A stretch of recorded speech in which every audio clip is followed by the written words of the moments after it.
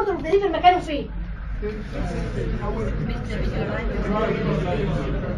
الفيس رايت انتركوستال سبيس ميد كلافيكولار لاين. يبقى هنحط هنا نمره 5 في سبيس. خلاص؟ هبركاس ازاي؟ نفس الحكايه، ايدي على السترنم وانزل هلاقي انجل هنا بالعرض. This is called the angle of Lewis او the sternal angle. همشي وراها كده laterally هلاقيها ماسكه في ريب. This is the second rib. اوكي؟ السبيس اللي تحتيها على طول تبقى second space. هروح حاطه ايدي في الميد كلافيكولار لاين. اوكي؟ واروح مخبطه هيفي. ليه هيفي؟ لاني بجيب الليفر وبيني وبين الليفر في لانج فلازم تبقى هيفي. وهبتدي من فوق وانزل عشان احقق الفيرست رول اوف بيركشن. To start from an area which is to detect an area which is حلو قوي.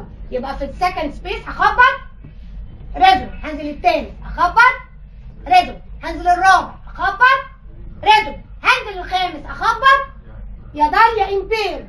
دي ممكن تكون ليفر وممكن تكون بلورال افيوجن، وممكن تكون ماس في اللنج، ممكن تكون ماس في البلورا. اتاكد ازاي انها ليفر؟ صباعي ما اتحركش من مكانه. I'm going to ask the patient ياخد نفس كبير قوي وما يطلعوش. لما ياخد نفس كبير قوي وما يطلعوش اللنج هتبقى انفليتد، هتروح زقه الليفر لتحت. هروح مخبطه تاني اللي كان ضال بقى اقصد من 20 ان this is the upper border of the خلاص؟ طيب نمبر 2 في البركاشن. اللي مش هيحفظ البركاشن بالطريقه دي هينسى نص. احفظوه بالطريقه اللي هقول لكم عليها. اتس فيري ايزي. نمبر 2 بركاش فور رايت بوردر اوف هارت. هو الهارت مكانه هنا ازاي؟ الهارت واقف كده. يبقى الرايت بوردر عندي هنا فيرتيكال ولا ترانسفيرس؟ يبقى القاعده الثالثه بتاعت البركاشن بتقول لي صباعي اللي هخبط عليه لازم يبقى باراليل للبوردر اللي هجيبه. لما كنت بجيب الليفر البوردر بتاعها ترانسفيرس، فصباعي اللي بخبط عليه كان ترانسفيرس وبنزل كده. انا عندي الهارت هنا كده، فالرايت بوردر فيرتيكال، يبقى صباعي لازم يبقى فيرتيكال عشان يبقى باراليل للبوردر. فهبتدي فيرتيكال واخش كده. هخبط بقى في انهي سبيس؟ هي الليفر كانت في سبيس نمره كام؟ اطلع سبيس واحد هتبقى في الرابع. في بعض الكتب كاتبه 3 و4 لكن هو الاساس 4. يبقى انا كده جبت الليفر في الخامس، هروح طالعه سبيس بقيت في الرابع، هروح لوحه صباعي بقى فيرتيكال عشان احقق قاعده البركاشن اللي بتقولي لازم صباعي يبقى باراليل للبوردر اللي انا هجيبه. وابتدي من هنا تحت ايدي اللنج فهحقق القاعده الاولانيه ان انا بستارت فروم ان اريا which is resonant. فاضل القاعده الثالثه، هخبط هنا لايت ولا هيفي؟ هيفي. ليه؟ لان تحت ايدي في لنج والهارت كله متغطي باللنج ما عدا البير اريا. يبقى هنا بجيب الهارت والهارت فوقيه لنج، يبقى البركاشن بتاعي هنا لازم يبقى هيفي بالمخ على فكره. هيفي. يبقى خلاص صباعي كده فيرتيكال في سبيس نمره 4. هبتدي I'm going to start my percussion from the mid clavicular line واخبط هيفي percussion واخش ميديال لغايه لما اصل الى السترنال بوردر. كل السبيس دي لغايه السترنال بوردر لازم تبقى ريزونانت. لو لقيت دالنس بره السترنال بوردر يبقى انهي تشامبر هنا اللي كبر؟ رايت ايه؟ نعم. هو مش ممكن يبقى فيه انفيوجن او ميكس في الحته اللي انا بخبط فيها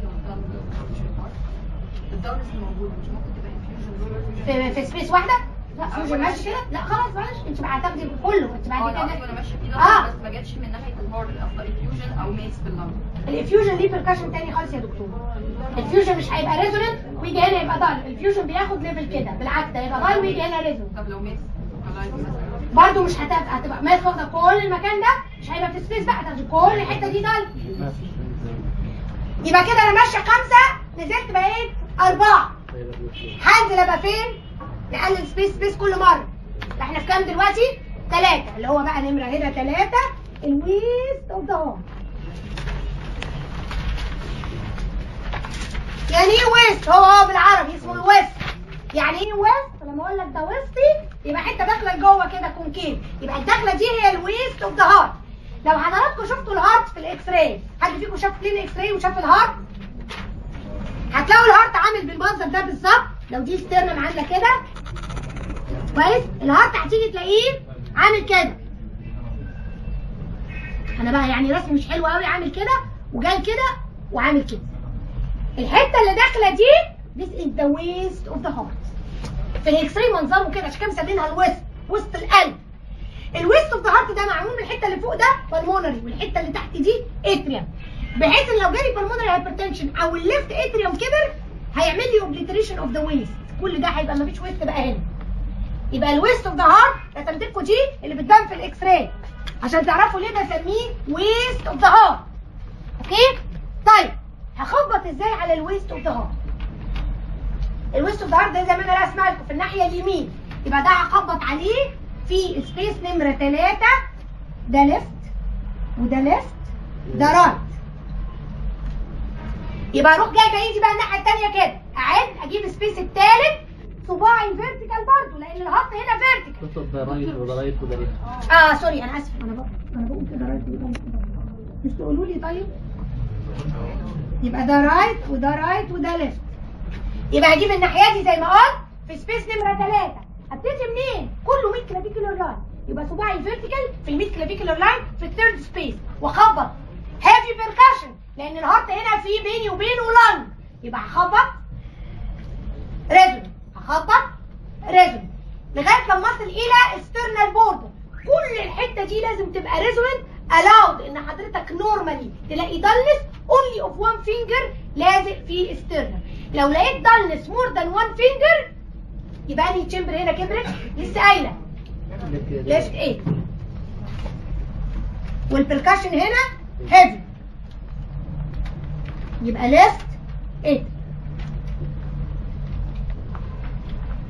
يبقى كده عشان ما ننساش ليفر 5، رايت بوردر اوف ذا هارت 4، وبعد الكتب كاتبه 4 و3، الويست اوف ذا هارت 3. اطلع سبيس، بقيت في سبيس نمره 2، هروح جايبه بالمونري اريا اللي هي السكند ليفت سبيس، وبرده هيفي لان بيني وبين الهارت في عندي لنج. يبقى هجيب السكند سبيس واروح حاطه صباعي فيها ومخبطه. لازم الحته دي ابتدي بال100 كلافيكولار برضه لاين وامشي لغايه الستيرن.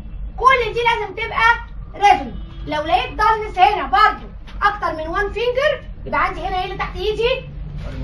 بالمونري. يبقى البالمونري ارتري حصل له، هتقولوا يا جماعه معايا بالمونري دايلاتيشن، يعني بالمونري هايبرتنشن، او حاجات بقى بيتحطوا في اي حاجه بالمونري انيوريزم ماشي، لكن الاصل اللي عندي بدور عليه بالمونري هايبرتنشن.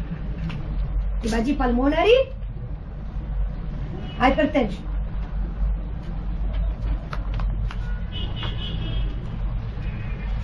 نخش في اللي بعديها اللي هي الاورتيك اريا،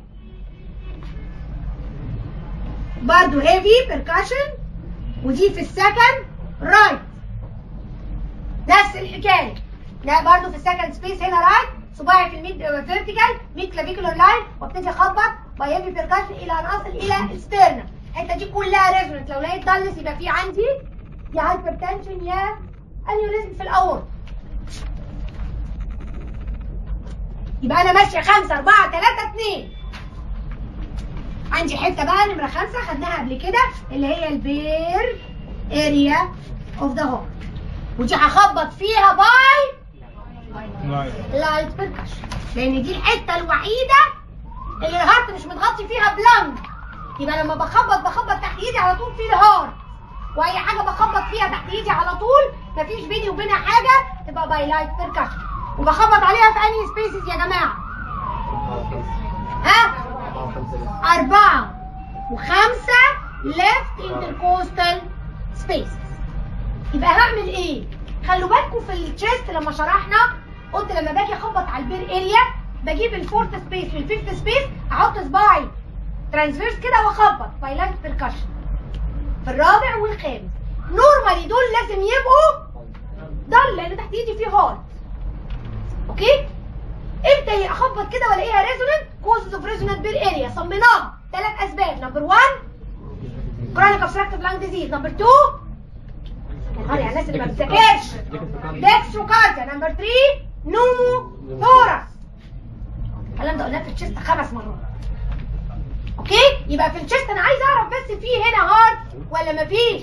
في كرونيك اوبستراكتيف لانج ديزيز وهايبر انفليتد لانج ولا لا؟ في الهارت انا مش عايزه كده بس. في الكارديو مش عايزه كده بس. في الكارديو عايزه اعرف اذا البير اريا وسعت ولا لا، يعني كبرت ولا لا، ويفيدني في ايه؟ لو البير اريا كبرت يبقى التشامبرز بتاعت الهارت كبرت. يبقى انا مش عايزه اعرف بس صباعي يبقى ترانسفيرس كده واشوف في بير اريا ولا لا، ضل ولا لا، ده انا عايزه اشوفها وصلت لغايه فين. اوكي؟ يبقى ايه اللي هيحصل؟ هبتدي بقى قدامك حاجه من اتنين، يا تبتدي بعيد لان هو نورمالي المفروض الدلس من السترنم لغايه الميد كلافيكولار لاين، فيا اما تبتدي من اوتسايد الميد كلافيكولار لاين وتخش وتشوف الدلس هتبتدي فين، يا اما تبتدي من جنب السترنم في الدل وتمشي against the rule of percussion and this is allowed لغايه لما تشوف الدلس دي هتنتهي فين. يبقى في الحاله دي صباعي لازم يبقى فيرتيكال، يبقى هبتدي في سبيسر 4 صباعي فيرتيكال واخبط باي لايت بيركشن دل دل دل دل. المفروض ما يبقاش الدلس بقى بره كده خلاص، لان البير اريا تنتهي عند الميد كلافيكولار لاين. لو حضرتك بقى كملت بره الميد كلافيكولار لاين لايت بيركشن ولقيت في دلنس يبقى كده البير اريا اوف ذا هارت ايه؟ كبرت.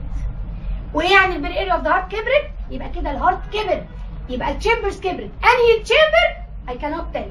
لو الرايت فنتركل كبرت تكبر البير اريا، لو الليفت فنتركل كبرت تكبر البير اريا. يبقى ده من غير التشيست. التشيست الترانسفيرس كده واعرف فيه دلس ولا لا. في الكارديو لا، صباعي كده وامشي اشوف الدلس واصله لي لغايه فين. وقفت لغايه الميد كلافيكولار لاين يبقى الهارت ما كبرش، الدلس طلعت لي بره الميد كلافيكولار لاين يبقى كده الهارت كبر. which chamber اللي كبرت؟ I can never tell. معايا؟ طيب لو حضرتك بتعمل لايت بيركشن هنا في الشيست بتشوف في دلس ولا لا. طب لو جيت هنا وعملت ايه في بيركشن يطلع لك ايه؟ ريزونانت. ليه؟ هتعدي الهارت وتجيب اللنج اللي تحتيه، ودي بتتسال الدكتور جمال السعدي يحب يسالها قوي. اوكي؟ لو انت في البير اريا بدل ما تخبط لايت بيركشن خبطت هادي بيركشن يبقى هيطلع لك ايه؟ ريزونانت نوت. ليه؟ لانك هتعدي الليفل بتاع الهارت اللي لازم تحت ايدك والهيفي بيركشن يجيب اللي تحتيه. يبقى كده خلصنا البير اريا، والبير اريا دي لازم تبقى ريزونانت سوري تبقى دل. فاضل لي نقطتين بس فيهم البركشن. نمرة 6 هبركاس اوتسايد ذا ايبكس. يعني ايه اوتسايد ذا ايبكس؟ يعني انا حضرتك حددت الايبكس مثلا هنا هتلف حواليه بالبركشن، هتبركاس حواليه كده في نص دايره. نورمالي طبعا حوالين الايبكس لازم يبقى كله ريزونانت. لو لقيت حوالين الايبكس في دال يبقى في عندي بريكارديال افيوجن. ملهاش ولا حاجه كده دايرين ده، يبقى دي بريكارديال افيوجن.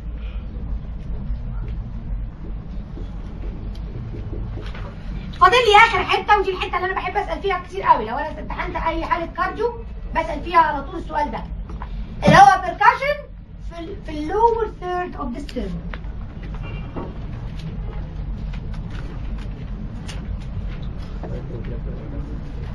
باي دايركت بركشن. يعني ايه دايركت؟ يعني حضرتك على طول بصباعك هتبركس على الستيرنم. فاكرين في الجنرال اكزامينيشن قلت وي بيركاس في الابر ثيرد اوف ذا ستيرنم كده بالدايركت بركشن. ليه؟ عشان اشوف ايه؟ ريترو ستيرنال اكستنشن بتاع الثايرويد. نورمالي هنا في تراكيه، فلما اخبط كده لازم تبقى ريزونانت. لو لقيتها دال يبقى عندي ريترو ستيرنال ثايرويد. هعمل نفس الحكايه في اللور اند اوف ذا ستيرنم، هخبط باي دايركت بركشن. نورمالي لازم تبقى ريزونانت. لو لقيتها دال يبقى اللي كبر هنا رايت فنتركل. عشان كده دي this is very important. اجي اسالك اقول لك how can you detect for right ventricular enlargement by percussion؟ اهي وحيده. كتير يقول لي بير اريا، لا البير اريا لا، الليفت فنتركل كبرت تكبر البير اريا، رايت فنتركل كبرت تكبر البير اريا. ما اقدرش اقول مين فيهم اللي كبر. الوحيد اللي يحدد لي الرايت فنتركل هو اللور اند اوف ذا ستيرنم. كده خلصت البركشن. لو حضراتكم بصيتوا هتلاقوها سهله قوي. ابتدي ب5 انزل بقى 1، يبقى 5 4 3 2 وبعدين 4 و5 مع بعض اوتسايد ذا ايبكس وبعدين اللور ثيرد اوف ذا ستيرنم. هقول هنا ديفاجا وقلت لكم خلوا بالكم منها عكس اللي قلته في التشيست. فاكرين في التشيست ايه؟ قلت all percussion في التشيست examination is done by الناس اللي بتذاكرش light percussion ما عدا حتتين بيبقوا by heavy percussion upper border of the liver and percussion of the lungs from the back because muscles of the back are thick muscles. هقول عكس الموضوع ده دلوقتي حالا. بصوا all percussion of the cardiac examination is done by heavy percussion except the area of the heart which is done by light percussion. دي عكس دي. كده خلصنا البركشن. لو بصينا بقى للتشينجز اللي بيعملها الليفت فنتريكولار انلارجمنت زي ما انا قلت لكم حضراتكم هتلاقوها كلها على الايبكس وعلى البلمونري اريا. الرايت فنتريكل كتير قوي على الايبكس، على الليفت باراسترنال بالسيشنز، على الابيجاستريك اريا، وعلى ده راحت فين؟ اهي على بركشن بيهاند على اللور ثيرد اوف ذا ستيرن. معايا يا جماعه؟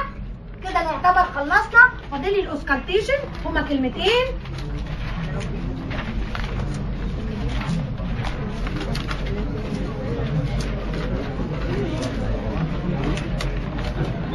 الاوسكالتيشن سهل، فاضل لي 3 دقايق بالظبط وبعدين الحلقه هحطها لكم تشوفوها، بس من 3 دقايق نخلصها. اوسكالتيشن از فيري ايزي. اولا مش هقعد اقول كل ميرمر نوعها دي رامبلينج ودي مش عارف هارش ودي سوفت، الكلام ده موجود في الكتب. دي راحت فين ودي جت منين ودي بتاع الهايست اكسنتويشن، كل الكلام ده في الكتاب.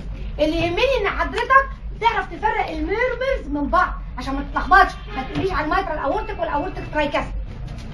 فانا في عندي قواعد هبتدي احطها زي ما حطيت لكم من اول الكلينيكال باطنه، كل حاجه ليها قاعده عشان نفهم وما ننساش. قواعد الاوسكالتيشن بتقول لي ايه؟ بتقول لي اول حته انا قلتها ان الميترال ميرمرز دي ميرمرز محترمه تتسمع على الايبكس فقط وما تروحش لاي حته ثانيه في الهارت. الميترال ريجيرش تطلع للاكزيلا لكن ما فيش حاجه فيهم تروح على الهارت.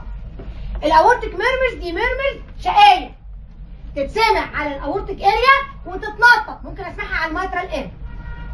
خلاص؟ ادي اول حاجه.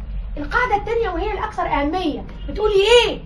بتقول لي صوت الميرمر يتسمع اعلى حاجه على الفالف اللي هي طالعه منه، ولو بقت بروباجيتد لحته ثانيه تتسمع اوطى من الفالف اللي هي طالعه منه. بمعنى اورتيك ميرمر احط السماعه على الاورتيك اريا اسمعها عاليه قوي تبقى بروباجيتد للايبكس، لكن لو حطيت السماعه على الايبكس هسمعها هي نفس الميرمر لكن يبقى صوتها اوطى. القاعده دي مهمه قوي. زي ما قلت الميترال ريجيرش ممكن يطلع للاكزيلا، الاورتيك ميرمر تبقى بروباجيتد فين؟ للكاروتيد. يبقى الاورتيك ميرمر اسمعها على الاورتيك اريا وممكن اسمعها على الميترال اريا بس تبقى اوطى، لكن تبقى بروباجيتد للكاروتيد اسمعها بالسماعه على الكاروتيد واحط ايدي احسها ثريل على الكاروتيد. خلاص؟ نبتدي بقى نفرق بين الميرمرز. حضرتك بتحط السماعه على 5 اماكن بالترتيب اللي انا هقوله. اول حاجه على الايه؟ تاني حاجه على الاكزيلا، تالت حاجه على الاورتيك اريا اللي هي السكند رايت، وبعدين على البلمونري اريا اللي هو السكند ليفت، وبعدين على الترايكاستيل اريا اللي هي لور اند اوف ذا ستيرن. خلاص؟ يبقى كده ال5 اماكن بتوعي خلصوا. في الاطفال بنحطها في الثالث والرابع هنا، انا ما عنديش اطفال عشان البي اس دي والكلام ده ماليش دعوه بيه. يبقى اول حطه على السماعه يا جماعه تحط فين؟ حطيت السماعه على الايبكس سمعت ميرمر ولا جود اعمل لها تايمر على الكاروتيد تطلع لك ايه؟ نفس الحكايه يا سيستوليك يا دايستوليك. طلعت سيستوليك يبقى الميرمر اللي هنا على الايبكس سيستوليك جايه لي من واحد من 2 فالفز. ها حفظنا بقى يا مايترال يا اورتيك. لو مايترال تبقى مايترال جميل قوي روح اطلع للاكزيلا كده، ومش معنى ان اقول لك اطلع للاكزيلا تطلع لي الايبكس بتاع الاكزيلا، لا مجرد اوتسايد ذا ايبكس في اتجاه الاكزيلا ده يطلق عليه اكزيلا. فلو حطيت السماعه على الايبكس وسمعت سيستوليك ميرمر اطلع شويه بره الايبكس تحت الاكزيلا، سمعت نفس الميرمر وخلي العيان يوقف نفسه عشان صوت الهواء ما يضايقكش. سمعت نفس الميرمر يبقى دي مايترال ريجيرش. المايترال ميرمرز دي كاركتر حلو قوي يفرقها عن بقيه الميرمرز. ايه هو الكاركتر ده؟ لو نيمت العيان على الليفت لاترال بوزيشن الابكس هيترمي لبره، الميرمر صوتها هيعلى. and this is characteristic to كل المايترال ميرمرز سواء اذا كانت مايترال ريجيرج او ستينوز. خلاص؟ يبقى نرجع مرجعنا، حطينا السماعه، سمعنا ميرمر، عملنا لها تايمنج، طلعت سيستوليك، يا اورتيك ستينوزس يا مايترال ريجيرج. عايزه افرق بينهم، هطلع بالسماعه للاكزيلا، سمعت الميرمر بقت دي مايترال ريجيرج. عايزه اتاكد، نايم العيان على الليفت لاترال بوزيشن هتلاقي صوت الميرمر عالي، مايترال ريجيرج. خلصت. طب امال ايه الاورتيك ستينوزس؟ اتاكد بقى انها اورتيك ستينوز، هروح شايله السماعه من على الابس حطها فين؟ على الاورتيك اريا، هسمع الميرمر صوتها عالي اكتر، يبقى كده انا اتاكدت ان ديس از اورتيك ستينوز. اوكي؟ اتاكدت بس ما بصمتش، عايزه ابصم،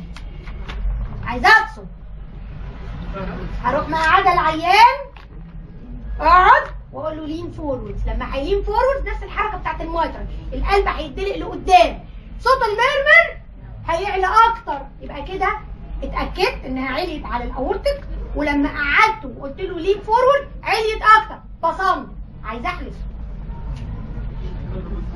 اروح حتى السماعه على الكاروتيد، سمعت نفس الميرمر وحسيت ثريل، حلفت ان ديس از اورتيك ستينوز. دي العقده بتاعتي، بتلخبطوا ما بين اورتيك ستينوزس والمايترال ريجيرج، الباقي كله ما فيهوش لخبطه. ايزي. تاني ايه الكاركتر اوف اورتيك ميرمر؟ نمره 1 هشيل من عليه بس احطه على اورتيك اريا الاقي صوت الميرمر عالي، هقعد العيان واقول له لين فورورد هلاقي صوت الميرمر عالي اكتر، هروح شايله السماعه مطلعاها على الكاروتيد هسمع الميرمر على الكاروتيد، يبقى دي اسمها اورتيك ستينوز. طيب لو انا حطيت السماعه على الابكس وعملت تايمنج ما طلعش ستينوز، طلع ما طلعش سوري سيستوليك ميرمر، طلع ده ستوليك ميرمر. يبقى عندي حاجه من اثنين، الميرمر يا جايه لي من المايترال يا جايه لي من الاورتيك. لو جايه لي من المايترال هيبقى مايترال ستينوزس. ايه الكاركتر اوف مايترال ستينوزس؟ نفس الحكايه، هروح منيمه العيان على جنبه الشمال، صوت الميرمر هيعلى. مايترال ستينوزس لازم يبقى معاها اكسنتويتد فيرست هات ساوند في 90% من الحالات، فهتلاقي ايه؟ الميرمر رب دي اكسنتويتد فيرست هات ساوند، يبقى هتبقى اكمبانيد باي اكسنتويتد فيرست هات ساوند وما تطلعش بره الابس. طيب لو هي مش مايترال ستينوزس هتبقى اورتيك ريجيرج. اعرف ازاي الاورتيك ريجيرج؟ هو هشيل السماعه من على الابكس، احطها على الاورتيك اريا الاقي الميرمر صوتها عالي، قاعد العيان وخليه لين فورورد هلاقي الميرمر صوتها عالي اكتر. اوكي؟ قليل لما الاورتيك ريجيرج لانها سوفت ميرمر تبقى بروباجيتد للكاروتيد. اوكي؟ معاها بقى كل المانيفستيشنز اوف هايبر دايناميك سيركيوليشنز اللي هي ايه؟ كابيلاري بالسيشن في النيل بيد، مش عارف دروزير ساين، كل الكلام بقى اللي انتوا حافظينه بتاع الهايبر كاينيتيك سيركيوليشن. فاضل الميرمرز اللي طالعه من الترايكاسبيد، بسمعها فين؟ على الترايكاسبيد اريا اللي هي فين؟ لور اند اوف ذا ستيرن. هتحط السماعه، سمعت ميرمر، تعمل لها تايمنج يا سيستوليك يا دايستوليك، يبقى يا ترايكاسبيد ريجيرج يا ترايكاسبيد ستينوز. تعرف ازاي ان دي ترايكاسبيد؟ خلي العيان ياخد جيب انسبيريشن. ترايكاسبيد ميرمرز كلهم سواء ترايكاسبيد ريجيرج او ستينوزس لو اخد ديب انسبيريشن صوت الميرمر بيعلى، يبقى this is the characteristic of tricuspid air. tricuspid ميرمر. يبقى المايترال ميرمرز يزيدوا صوتهم لما العيان يتقلب في الليفت رايترال بوزيشن. الاورتيك ميرمرز يزيد صوتهم يعلى لما العيان يقعد ويلين فورورد. الترايكاسبيد ميرمرز صوتهم بيعلى لما العيان ياخد ديب انسبيريشن. يا جماعه انا اشكر لكم فعلا حسن انصاتكم وحسن استماعكم، وانا كده خلصت كورس كلينيكال الباطنه كله. الريفيجن بتاعنا يوم الاربعاء